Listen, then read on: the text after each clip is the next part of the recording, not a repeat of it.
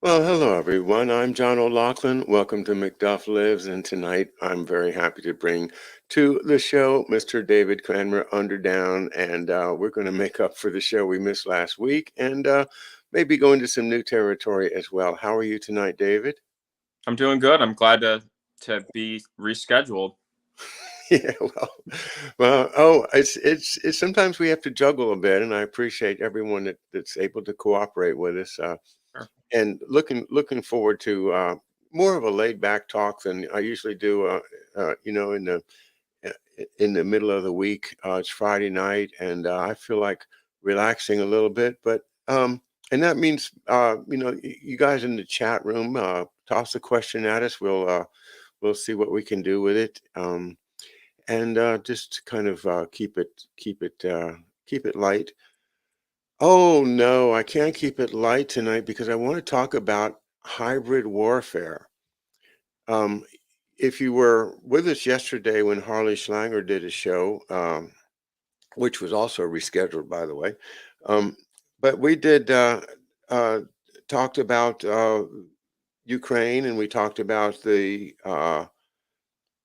censorship, and then toward the end of the show, we talked about this hit list, this blacklist that's been issued by the Ukrainian uh, Information Warfare Service, or whatever you want to call it, which is in fact supported by the United States State Department, and we know behind the scenes NATO, and the whole idea of putting Americans on a blacklist. And really, it's not just that. I mean, once they've been identified like that, people, the individuals around the world get triggered, and they say, "Oh, there's somebody we should do something to." Maybe we should slash his tires, or maybe we should try to mess with his Twitter page, or mess with his life, or scare him.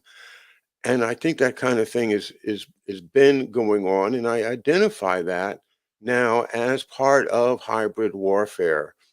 I did a little bit of research, and I'd like to just put on the screen a graphic that I got from the Indian uh, government that might be neutral, or let's see, where is it?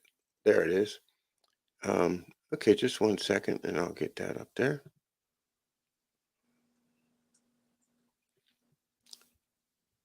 Oops.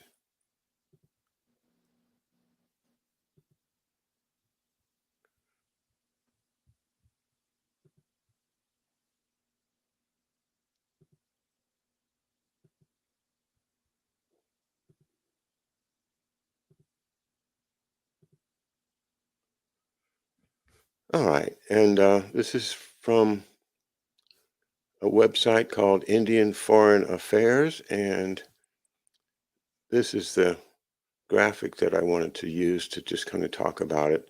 Um, the text goes, I'll read a little bit of the text. With the advancement in technology in the modern world, countries have also evolved and taken a new leap in terms of logistics involved in warfare. Now, hybrid warfare, a fifth generation war, also called asymmetrical warfare, is the new face of war. Um, and it goes on and it says hybrid warfare includes traditional battlefield, indigenous populations, specifically of the conflict zone. I guess that means the native people of wherever, financial warfare, and most importantly, information warfare, influential warfare, psychological warfare, and media warfare for narrative building and diplomacy in the international platform. And that text kind of backs up the graphic that I think you can see there. Um, and here's what I posit. I throw this out for discussion. Are we not in the middle of a hybrid war in which we, as citizens of this country, are being attacked with hybrid warfare? I can go around this little chart and say, yeah, as to just about every one of them. Information warfare, media warfare, psychological warfare, influential warfare, and I'll talk about that in a moment, conventional warfare, financial warfare, proxy warfare, hello, Zelensky, cyber warfare. Well, nobody's shooting machine guns at me, but all the rest of this stuff is hitting me 24/7, David.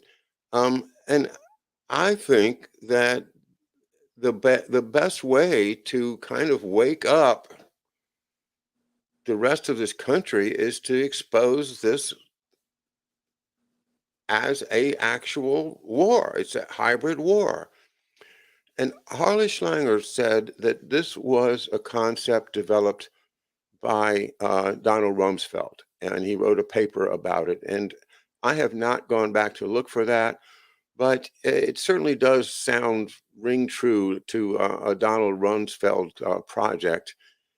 And you know a lot more about him than I do. I remember seeing him on television in the Iraq War and whatnot, and thinking this guy's crazy, and then seeing him around 2000, 9/11 and saying this guy's really crazy.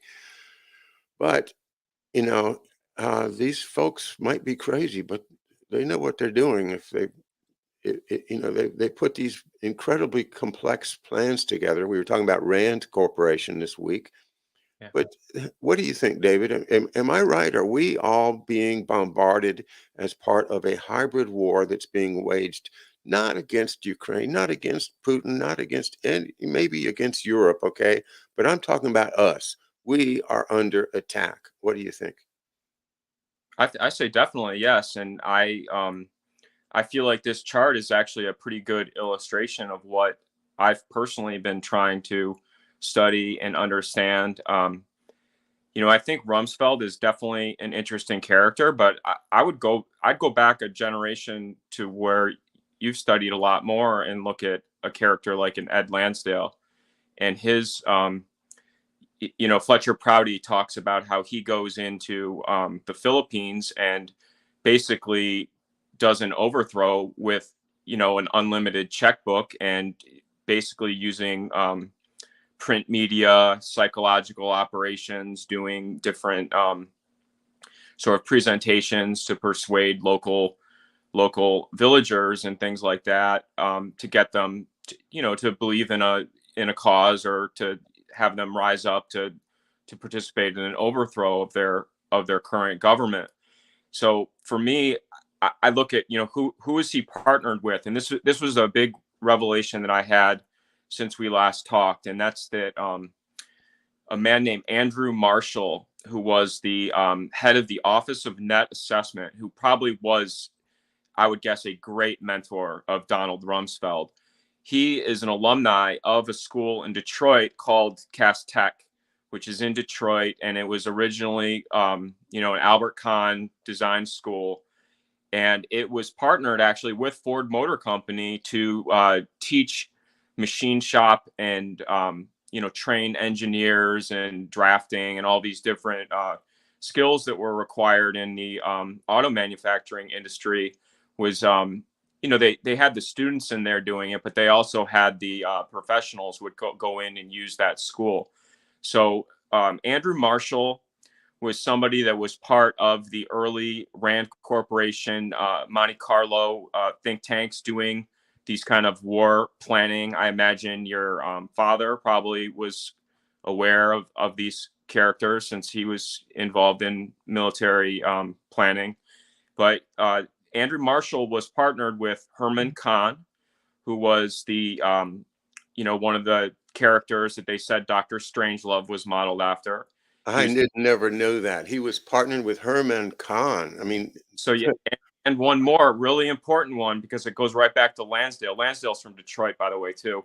Um, he was in there with Danny Ellsberg, and of course, Danny Ellsberg being the Cranbrook Crane, right in Bloomfield Hills, Michigan, right down the road from Andrew Marshall. They were in Rand Corporation together. So if you scroll down a little bit, you'll see where it talks about his early career in the Rand Corporation. And there he is in the cadre of strategic thinkers: Charles Hitch, Herman Kahn, James Schlesinger, Danny Ellsberg. They were working on Monte Carlo methods to do, wargaming, basically using statistical analysis to do, what in many ways I think the graphic that you just showed, the hybrid warfare, and using these sort of new mathematical models and probabilities to create basically wargaming and scenarios. So, again, the other characters that are really important to me, that also went to Cass Tech, that was a different era, but a man named Robert Vesco, for people that know the Iran-Contra affair. He was somebody that was sort of, I've heard him described as the after Meyer Lansky, but before Mark Rich character. He was also a Cass Tech High School alumni in Detroit. And the other person that was at Cass Tech that's interesting is John DeLorean. John DeLorean, who was an engineer at Chevrolet. He worked with he actually worked with a guy that my dad went to high school with's father, named Seaman Knutson. They worked together at the Detroit Diesel Company, and then also at Chevrolet together. But the other person that's there that is historically significant is Charles Lindbergh's mom. She taught chemistry at Cass Tech High School for 30 years. And her name was Evan Jean Land Lodge Lindbergh. And of course, her son, Charles Lindbergh, very famously, marries the senator's daughter from New Jersey, Robert Morrow, who was one of the great, J.P. Morgan financiers of Henry Luce and Time Magazine. Originally, he was a Skull and Bones guy. And their child, of course, was famously stolen and murdered. And after that, they moved to Bloomfield Hills, Michigan. And where does Lindbergh's wife end up, finding solace after the loss of her child? At the Cranbrook Art School, where Ellsberg is a student. So, much later. But again, this is all like very pertinent to me because I talk about, my dad, he went to a school called Gauss School in Buffalo, which was for dyslexic kids. And his two friends from Birmingham, Bloomfield, that he went to that school with was Peter Knutson, who was the son of Seaman Knutson, whose grandfather was William Knutson, who was historically relevant. He was the head of the War Industry Board, doing the basically industrializing the war effort for World War II. And then his other friend, who's still his best friend to this day, is Peter Booth. And Peter Booth's grandparents are the founders of Cranbrook School. And he's a Scripps and a Booth heir. So all these characters are people that I really didn't meet growing up or anything, but there's a lot of interesting Cranbrook people. You have the Romneys. Mitt Romney is an alumni of the Cranbrook School. And then if you want to bring it to now, my high school friend, Keith Slotkin, his sister is Alyssa Slotkin, who is on the intelligence committee currently for the Congress. And she's one of the 7 people in the German Marshall Fund, which, again, if you get into Kissinger and Guido Goldman, who founded that they were a big part of the Marshall Plan, and the founding of Israel was Goldman's father. So I know that's a lot, but when you talk about this hybrid warfare, I really think that Rand Corporation, the Ford Foundation, Hudson Institute are really really key organizations to study.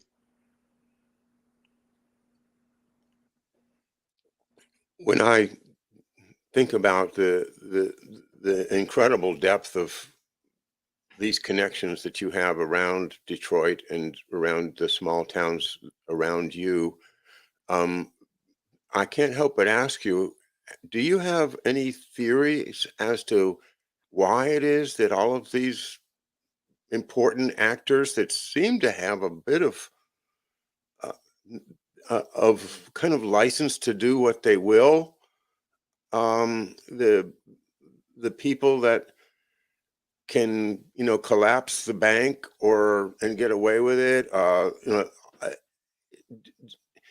what is it about the Detroit area that has made all of this possible? And is there like some kind of a secret club that, if you graduate once you graduate from Cranbrook, then, if you if you get invited to a certain party and you you learn the new handshake like a pledge, but it becomes this nightmare of commitments to do whatever you're told for the rest of your life.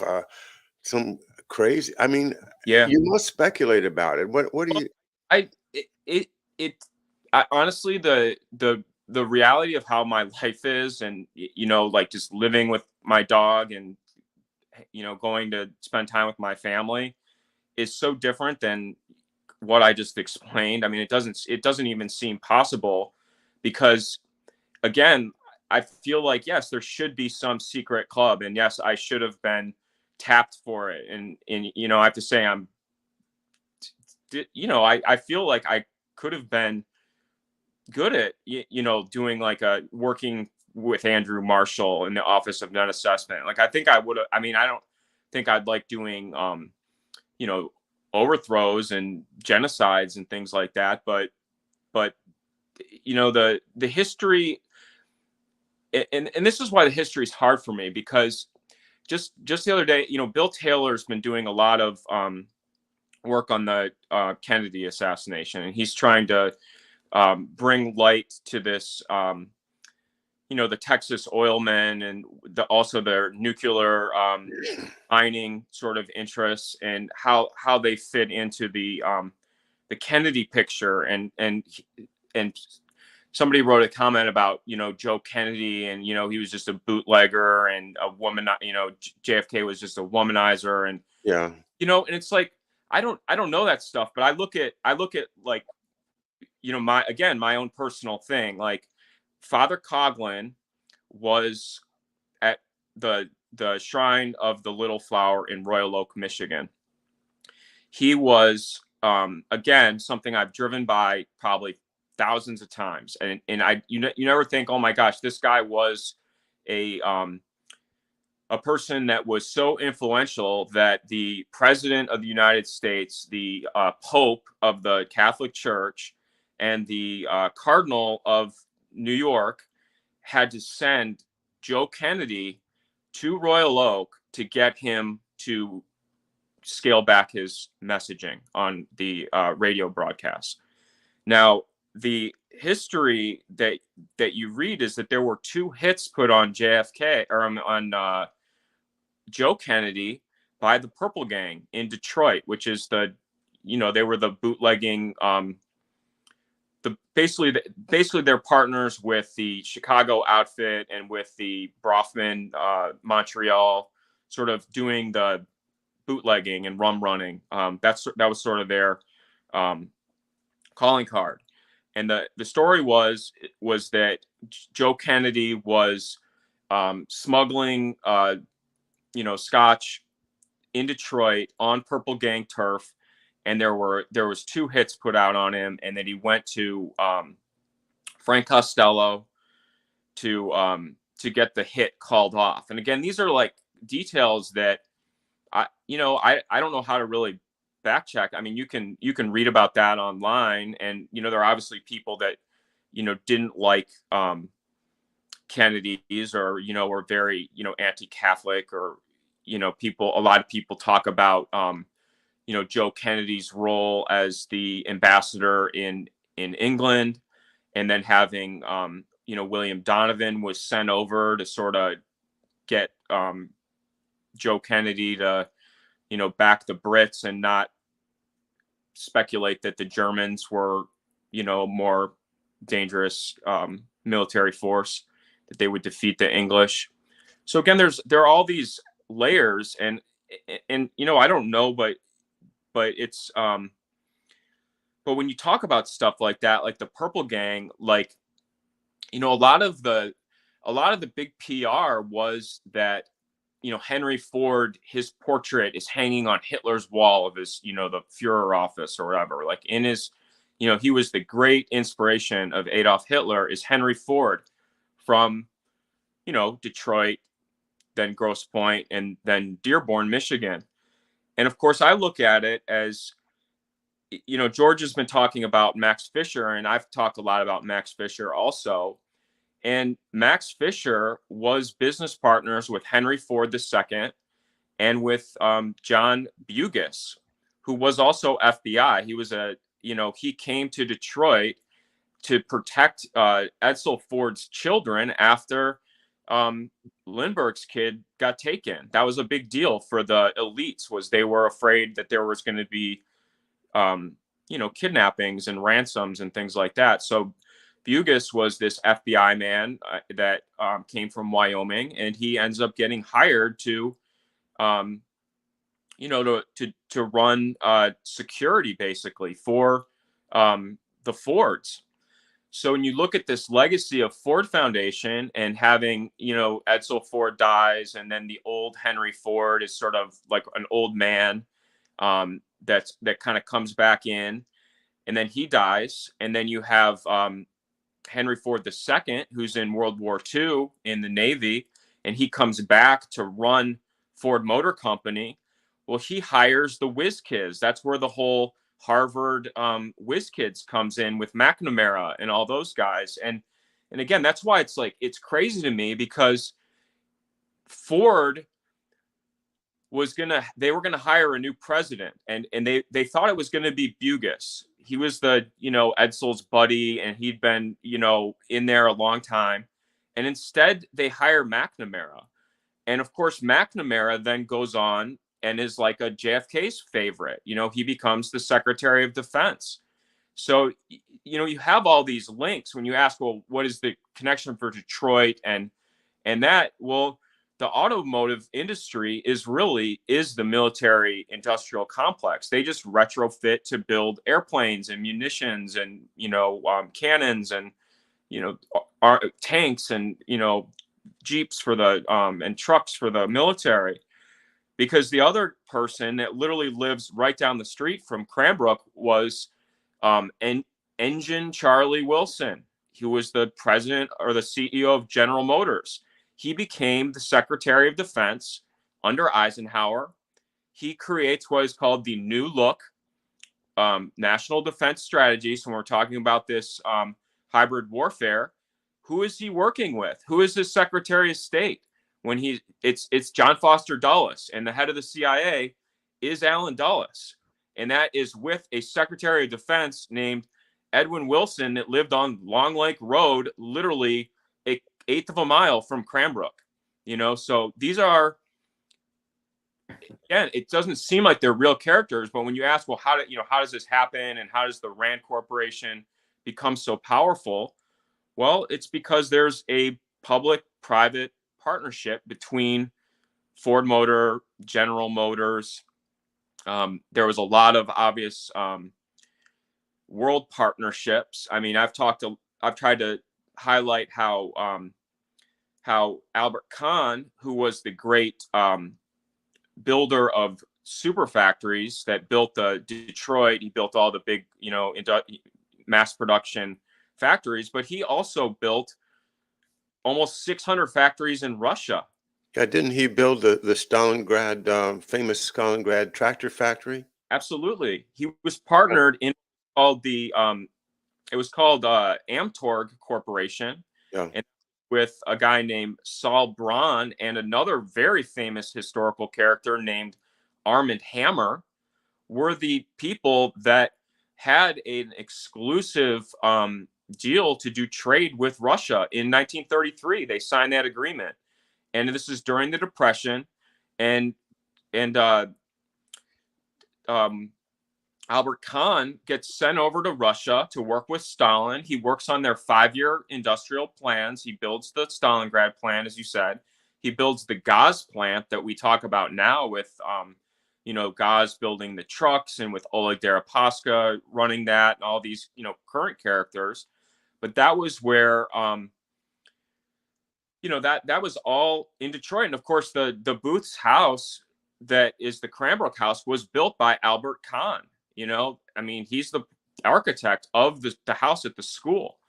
And the other, historically relevant situation was that Albert Kahn's brother, named Julius Kahn, he had the Trust Steel Corporation, which was the first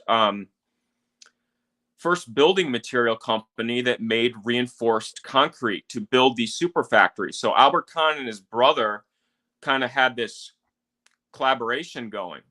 And one of the historically relevant characters that's really important was Ivor Kruger, who was known as the Matchstick King. In the Kruger crash, when he was actually murdered, speculated that he was literally murdered, assassinated in Paris, which created the financial collapse in Europe that then spread to Detroit. Remember, the Detroit had the bank holiday in 1933 before the federal bank holiday 2 months later. That was all the Detroit Union Guardian Trust. That was a ripple effect of Ivar Kruger. But in the teens, he had partnered with Albert Kahn and with Julius Kahn to use that patent to build factories in Sweden and in France and in Germany. So again, you have this linkage here of, not just like the intelligence or the straight up just war material being built or orchestrated in Detroit, but you also have the a lot of the modeling that went into the the German buildup and the Russian buildup. That was a lot of Detroit influence. Why did we build, a tractor factory in Stalingrad? They were our partners in World War One. World War Two, right?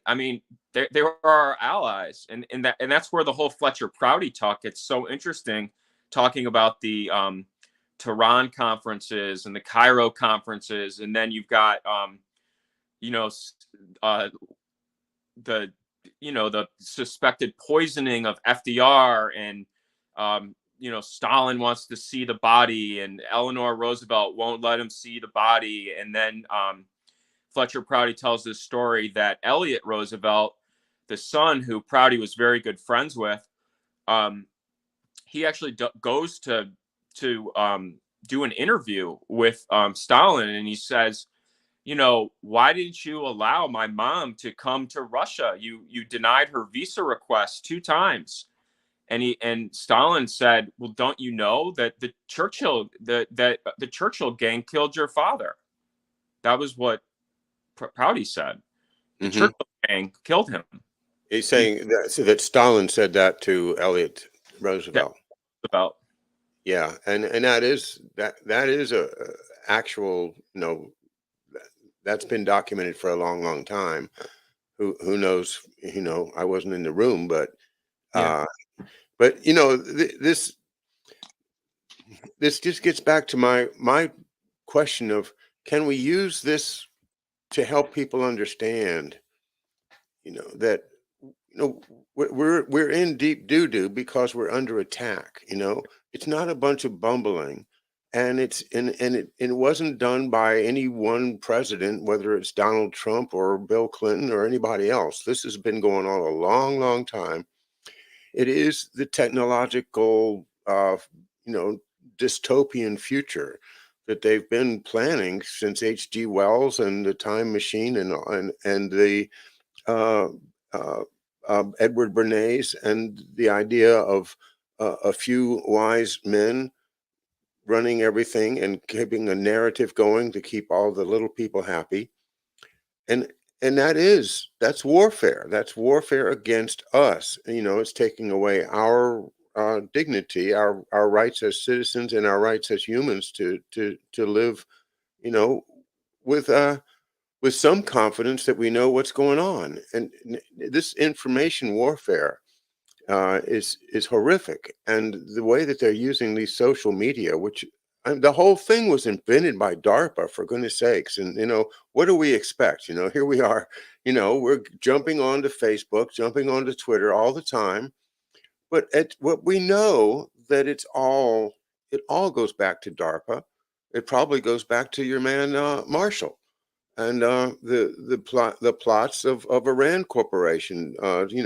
All the people sitting in the cubicles thinking of how can we control everybody? How can we? What do we need to do to make sure that people never go outside of never color outside the lines? How can we mentally control them? How can we physically control them? How can we get something inside of them that we can send them radio waves and control them? Um, these things are real, and it is again the result of the incredible concentration of wealth into this unbeatable combination of money that can be thrown at any problem. Just like the old uh, when the corporations first got started running everybody out of business, that you just put in your corporate bakery next to the small town baker and undercut the price. And pretty soon the small town baker's out of business, and your international food company is now getting all the business. And happened since the 1800s, and it's still happening now. Only now everything is it's in Mitt Romney territory. With we're not just taking over a bakery, we're taking over an entire $1 million, $1 billion business, and looting it. And this is just worse and worse all the time. Now we're involved in this war, and it is us.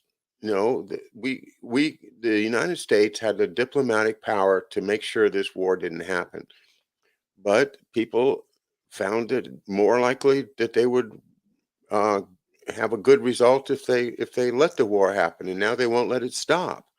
They've had agreements that the American government stands in the way of settling, this war in which thousands of people are being killed every day in the Ukraine. And why?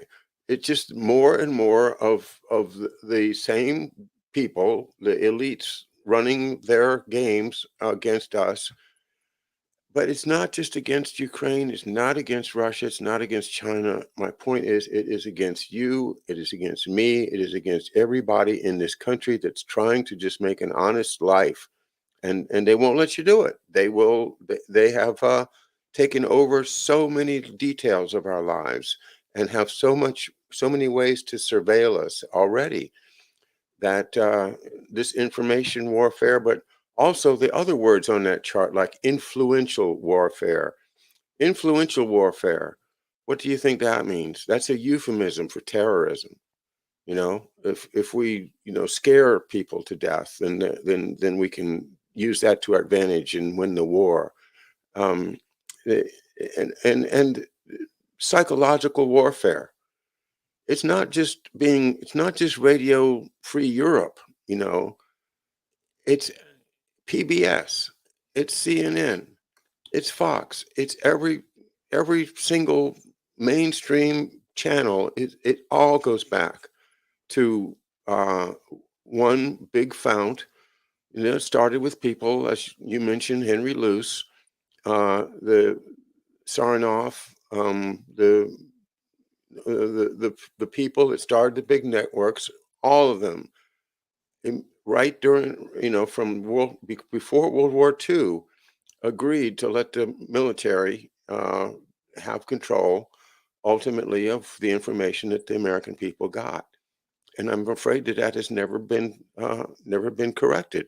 Even though we won the war, uh, the people, these control freaks, have never let go of our media. So everything is set up for them to just take us down in any way that they want to, unless we recognize the attack. And that's what I'm trying to do, is to try to say, look, guys, this is, what was it, a year ago, David, that it might have been one of our last trios with George and Professor Hamamoto. And I s- something had happened. I don't remember exactly what it was that day, but I said, I think we're at war. Do you think we're at war? And Hamamoto says, yeah, I think we're at war. And George says, yeah, I think we're at war. And now I'm back at the same place thinking, we are. We're at war. This is not peace. This is maybe not shooting war, but we are involved in a hybrid war, and it is against, might be against the whole world, but it is not. We're not out of it. We are part of the targets. Sorry, I'm just trying to make this point because I think people somehow have, if you can just show this chart to people and say, are you subject to information warfare? Or, uh, all of the techniques. And you're absolutely right to bring it back to Lansdale.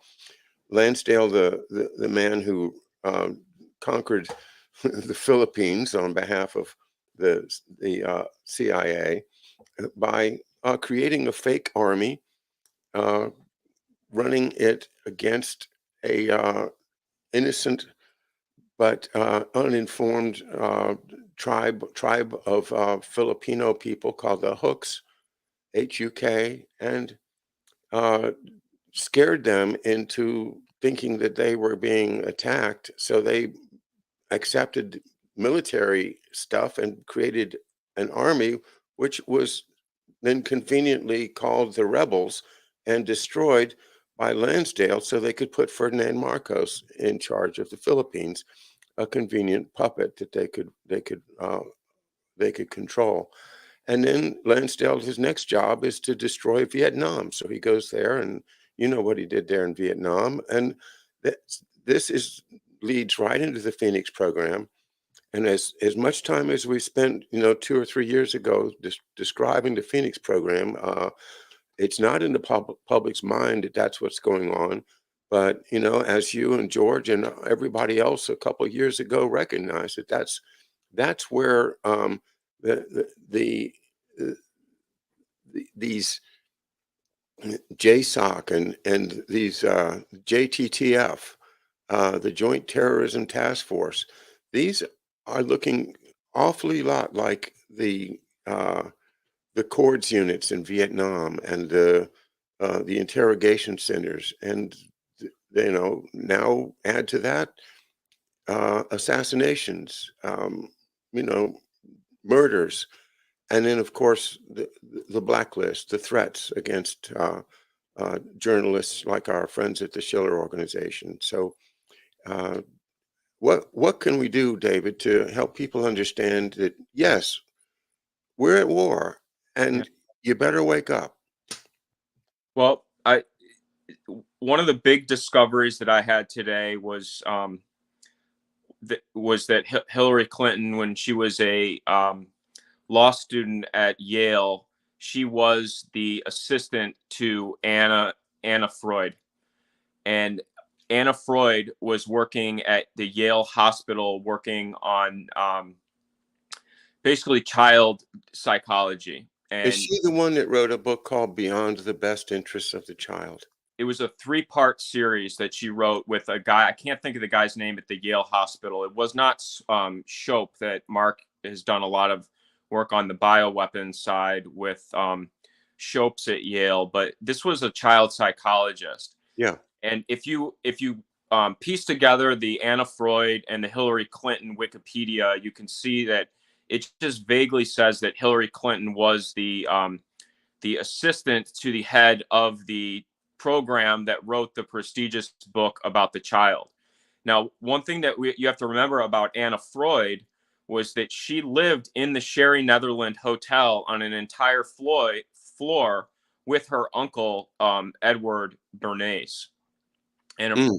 for people that don't know the layout of New York City, the Sherry Netherland is a beautiful hotel that is right next to the General Motors building, and it's right across the street from the Plaza Hotel at the southeast corner of Central Park.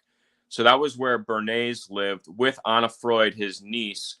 And if you go into that Freud and Bernays family, you will see that her mother was a uh, I think a granddaughter of the Phillips, like the Phillips brother, Phil Bro, which our favorite kind of crime boss, Mr. Mark Rich and Pincus Green, were employees of Philbro before they took part in the Glencore and Mark Rich Metals Company. So Anna Freud was it says in the 70s she worked with the at Yale at the hospital and wrote a three-part series on child psychology. So and again, when we talk about the history of that family, you know, Bernays was hired. You know, everybody thinks of the Torches of Freedom and, you know, buying United Fruit bananas and all that stuff. But he also did the PR for PB Success, which was the Guatemalan coup. He was a information officer in that operation where I think Lansdale is credited with being the first person to use psychological warfare to do a coup, but PB Success was also a example of that.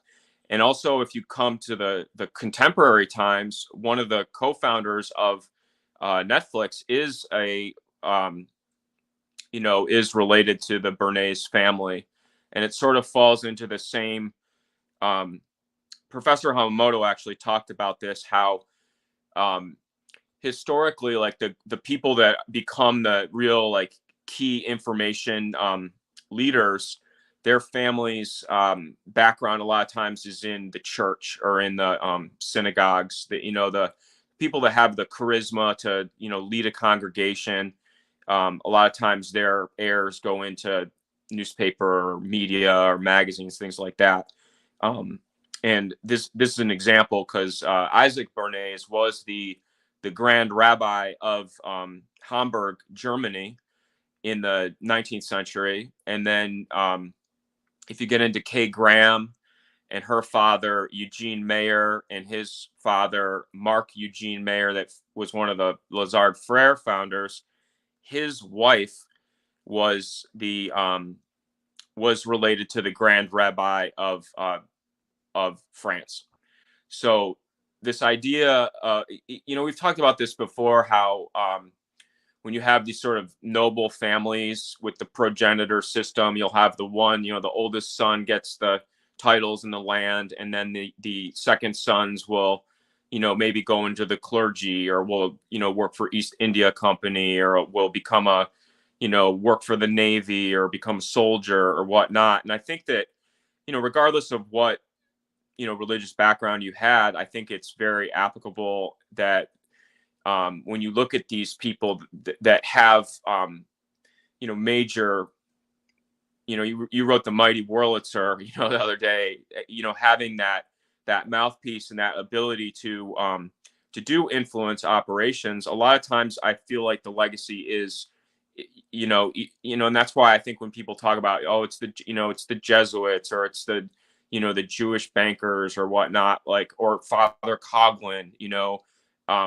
it's the people that have the charisma to communicate, but you also have to go through time and look at what was the medium, like how is information shared. If you're if you're the king and you want to get your people to you know, be inspired to go to war, to conquer your neighbor, conquer a new territory, the way that information was shared before the printing press would be through the churches mostly. I mean, maybe you had like people, you know, that at the pubs or, you know, the taverns or whatnot would talk, but most people would get their information from their, place of religion. Yeah, especially in Europe. Mm-hmm. And that was the problem that's one of the tragedies of Germany, was that, you know, basically most people didn't have televisions, radios. They listened to what the priest said. And once Hitler and the Pope made their deal, then the priests had to support the government.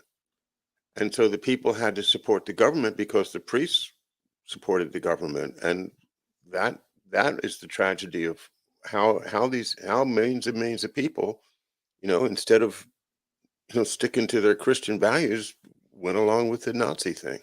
It really is a very important point you make about the power of the pulpit, and it's also interesting, to see how that power of the pulpit has been dissipated. And the one of the things that many folks think's going on is that they really do want to get rid of the Christian religion. They just want to get rid of it because it creates people that are not the kind that they can use. It creates people that have consciences and believe in the golden rule and stuff that they just can't deal with that. So what's happened is they've created the alternate God, and it's called science. And you have to listen to the science. And there is this thing called the science now. It's not like science is an active verb or anything. It's like there is the science, and it's if you don't believe the science, then you're not being part of the team, and you might end up on the blacklist. That that com that to me is the culmination of the efforts of Scottish Freemasonry, the Scottish Enlightenment, Scottish Rite Freemasonry, and just the combined Masonic power of the nobility and the oligarchical families of Britain and old Europe, is that they created an alternate to religion, and that alternate is science. And that is it going to express itself just like the British East India Company expressed itself, and that is in purely empirical terms of, if I can't weigh it, if I can't value it, then it don't exist. And that's why they need to get rid of Christianity, because we have these spiritual values. We have these ideas that, no, there's a lot more to life than just, what you can count in your counting house. But this dramatic change from people who had a foundation as children in believing in the goodness of Christianity, or whatever religion, but the basic religions that keep societies together, as opposed to this technological nightmare that they're imposing, is also it's reflected in exactly what we've been observing here, is uh, the psychological power of the pulpit has been transferred, from the Pope to Saint Anthony Fauci. Yeah. Well, you showed the graphic, and it said, I'm trying to think of the exact word. It was the influence, not the influence Yeah, category. and yeah, I'm going to put it back up because it's interesting. Yeah, because I think that's the first thing I thought of, was the idea that there are medical professionals that just know that you need to trust, that to trust the to trust experts, and basically not question the expertise of people. And again, that's I think that's part of the value I have, is that I've grown up with a lot of characters that are in these sort of influential positions, and so I recognize that they have flaws like everybody else, and that they should be, if their um, expertise is obvious, then they shouldn't have to forcefully have troll armies of people saying that you're a Russian conspiracy theorist, or just against the science or whatnot. But of course, it's hard, because your reality is that you fight within your own family over this stuff, because people just want to be healthy and have, I look at like my own family. My sister just wants to have her son go to school, which is Cranbrook, by the way, um but go and have a good education and feel like she can tell him that if he works hard, that he'll have a good career and find happiness or whatnot. And it's hard right now because we don't know. So yeah, influential warfare. So influential to me means like, influencers, like people think of like the stars of TikTok or whatnot that influence people, which, and again, if you study when they had the girl that was the head of the information bureau, or what, I forget her name, but her background was in the Ukraine, actually, during the 2014. But she talked about holding these seminars of teaching influencers to this is the talking points we want, and to use these TikTok stars as a way to influence young people. And yeah, I think they have war gamed this stuff all out. But I think that we talked in the beginning about Rumsfeld, and I do think he's a really interesting character to look at because he has the background of he went to Princeton. He was Frank Carlucci's roommate, who's also a fascinating character because he was at Carlisle Group and in Congo when Lumumba is murdered, and all of those intrigues of having the seminar with the Bin Ladens during September 11th was Rumsfeld's roommate. But he also was involved with the Searle Company, which he merged with Monsanto. So you have, Mark Kulak has said many times that Rumsfeld has this pharmaceutical background, which is accurate, of course, but he also has the General Instruments background too, which was I think Comcast ended up buying them, but it was a cable company. So he's in a lot of different areas. And of course, for me, like I look at I always bring it back to Detroit, and he took his Navy flying at the Grosse Ile Navy base, which is an island in the Detroit River, which is it's called downriver of Detroit. But they had the Navy had their very first airplane was in Detroit, and it was called the Detroit it was Detroit Aerospace. It wasn't called Aerospace. I think it was just the aviation company, Detroit Aviation Company. But they bought Lockheed Martin, and they owned Lockheed Martin. And then when I referenced the collapse of the Union Guardian Bank in 1933 in Detroit, they defaulted on the Detroit. So Lockheed was purchased by, I think, General Aviation, which was General Motors's aircraft company before it then went independent. Of course, then Lockheed is now Lockheed Martin, which has the intrigue of Adnan Khashoggi was the top weapons broker from Lockheed in the 70s. You have Prince Bernard, who was the involved in the Lockheed scandal in 72. And you've got like James Comey, who was general counsel for Lockheed Martin. So there's a lot of like tiebacks there, and the so and even today George Webb did a video. He was in Marietta, Georgia, where Lockheed Martin had a big aviation factory, and the Kennesaw State was right there where Robert Malone was using the Lockheed computing systems there to work on different mRNA technology and using supercomputers at Lockheed to sort of solve those problems. And again, like I go back to who started Kennesaw State. It was Van Leer was the guy. I forget his first name, but he was one of the co-chairs of the original Yunsenko, which was UN.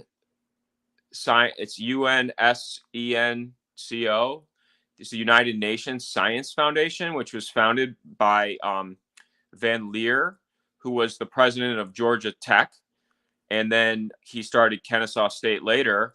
But you also had Julian Huxley was one of the co-founders of that, and of course Julian Huxley was the besides being from the famous Huxley family, and his brother Aldous writing Brave New World, which starred Fordlandia and Henry Ford in Brazil. He recruited Hermann Muller to start the biology department at Rice University. So, and again, like Hermann Muller was the mentor of Carl Sagan. I know I've like said this like a million times, but Hermann Muller lived next door to my mom in Bloomington, Indiana, when she was a little girl. He was literally her neighbor, and it, so going through these characters like Vladimir Benes, who his uncle was the president of Czechoslovakia. His daughter was preschool with my mom, and he worked at Princeton with Kemeny, who was and this was something that I did not make the connection. I knew he was Einstein's math assistant at Princeton, and I knew that he worked at Dartmouth, and he was the president of Dartmouth, and that he was part of that original ARPANET that we talked about earlier, creating the computer systems and the internet originally. But what I did not remember was that he was the leader of the 3 Mile Island disaster in Pennsylvania, the nuclear meltdown. And that was interesting because Robert Mueller, who was, FBI director for many years and lawyer, his Princeton roommate was the assistant to Dick Thornburgh, who was the governor of Pennsylvania during the 3 Mile Island disaster. So again, like you've got Rumsfeld and Carlucci, you've got Bob Mueller at Princeton, you've got Alan Dulles there, he was a big Princeton guy. You've got Woodrow Wilson was the president of Princeton. So just, Jeff Bezos was a Princeton alum. I mean, so like, that's what I try to do is like tie back these things. Like, and as far as, helping, how to help, like, I think, I mean, my hope is always that if I like sort of try to give a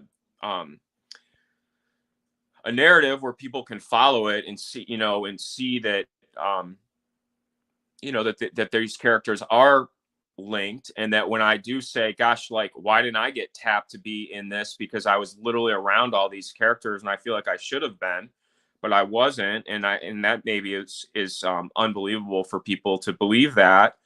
But when I get onto the, the other side, I mean, talk about, I mean, I feel like my dad's family, especially, I mean, they, that's, I've said this a lot of times. That's why I really, am empathetic towards you and feel connected to you, is because I feel like my dad's experience is similar to what you had, and to lose a parent as a freshman in college, and to go through that, and again, like you've talked about how your dad was worked in a role where he wasn't allowed to talk about his job, and my dad, I feel like his mom was similar. She was a chemist at from University of Michigan, and I think she probably worked with guys like Jonas Salk at University of Michigan. She was and again, like, I don't know, the reason I say that, I don't know much about her career, but you look at the fact that she was really good friends with this Harvey Merker, who was the chief chemist for Park Davis Pharmaceutical Company, that was one of the one of the Salk vaccine companies, and he was the colleague of Neil Gordon that sponsored the Gordon Research Conferences at Gibson Island, and stayed at Stuart Symington's house when he would go to lead these Gibson Island conferences. That was her friend. And like I said before, how Lindbergh, when the baby was taken, his wife Anne Morrow goes to Cranbrook and sort of buddies up with the art school there. And that's sort of the same thing that, my grandma was very good friends with the Booths, obviously, because Peter was my dad's close friend. But it's just like a similar story. And again, like I don't have any details of all this stuff, but just trying to put it together and be like, well, how is it possible that my dad's friends were the Cranbrook Scripps media empire before William Randolph Hearst, basically, and then the guy whose grandfather is literally potentially ahead of Bernard Baruch in the War Industry Board. I mean, he was the chairman of General Motors. They said he's the man that came up with the arsenal of democracy phrase.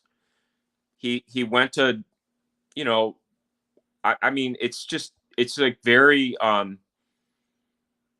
it just, again, and that's just on my dad's side. My mom's side, it's like her neighbor's Hermann Muller. Her, Edward Benish's grandniece is her preschool classmate. All the and like her.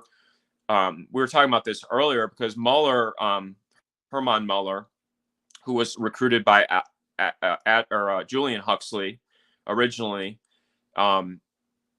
he was the Nobel Prize winner, but he also supported the Silent Spring book, which was credited with the creation of the Environmental Protection Agency. Like that was again, we're talking about like media operations and influence operations. Like this was a book that was basically written by a woman who had studied the harmful effects of DDT on people. And then it was criticized harshly by the pharmaceutical companies and by the, petroleum companies, the Standard Oils, whatnot.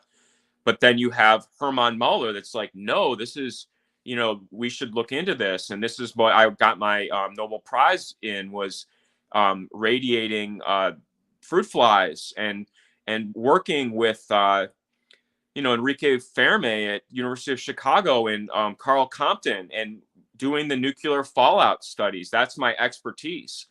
And that was her neighbor, the guy that did that. And then, of course, if you study, who created DDT in the first place, it's Pauli Hermann Muller, the Swiss Nobel Prize winner, also, that works for Sandoz Geigy, that does the LSD.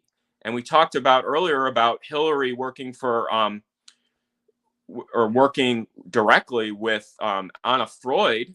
Well, Carl Jung, we know, was an asset of Alan Dulles in Switzerland, and we know that Sandoz was doing LSD programs with the CIA for the Bluebird and MK Ultra and all those programs that Alan Dulles ran with. So when I'm sad about what I think happened to my own family or whatever, like these are the characters that were like around them, and so again, it does seem like, how is it possible that I wasn't tapped to be part of this stuff and just sort of left to just whatever, try to figure it out on my own, I guess. But I don't know. I mean, I hope that this kind of talks are helpful to people, and that people can see, oh my gosh, like, and that was another one that I feel like people miss, is Ira Baldwin, who was somebody that created Fort Detrick and the Vigo Ordnance Factory that was doing anthrax and botulism and Terre Haute. We've made a lot of fun of Terre Haute. Well, he was the teacher, the mentor of Gottlieb, Sidney Gottlieb. He learned from him at University of Wisconsin. So when George and Addie are talking about the oh my gosh, I forget his name, the Japanese scientist that's working on the avian flu at University of Wisconsin, you not only have that Joshua Lederberg, and Dick Cheney also was a student at University of Wisconsin, but you have Ira Baldwin, who was very much ahead of the biological warfare program with George Merck. They were kind of like the founders of it. And then you've got Gottlieb that went to Wisconsin to work under Ira Baldwin. So, all these, crazy, mind control, medical, mafia, whatever you want to call it. Like, this is the roots of it. It is, and then you look at, like, General Motors and, Exxon, Standard Oil of New Jersey. They were the 50-50 partners in ethyl company. And the scientist that supposedly discovered tetraethylene was Charles Kettering's group. So when you get into all of this, Delco, which was the Dayton Electronic Company, that was General Motors, those were the scientists that worked at the Dayton Project. And the Dayton Project was in Dayton, Ohio, and it was Harold Talbot, who's the uncle of Strobe Talbot, who was Bill Clinton's Oxford roommate, who also went to Yale Law School with Hillary at the same time. And it was Charles Kettering, and it was Edward Deeds, and it was a guy named Charles Allen Thomas, who was the chief scientist for the Monsanto company. So when you draw this line between Dayton, General Motors, Standard Oil of New Jersey, to Donald Rumsfeld, it's a direct hit. I mean, it's a direct hit. And so it's, again, like, I do feel like I've personally felt very under attack by different means. I mean, a lot of it's psychological. A lot of people just, acting like they can't understand what I'm talking about, or, it's too complicated, or play dumb or whatnot. But that's fine. I mean, because I'm satisfied with trying to put it together the best I can. I want to obviously do better and be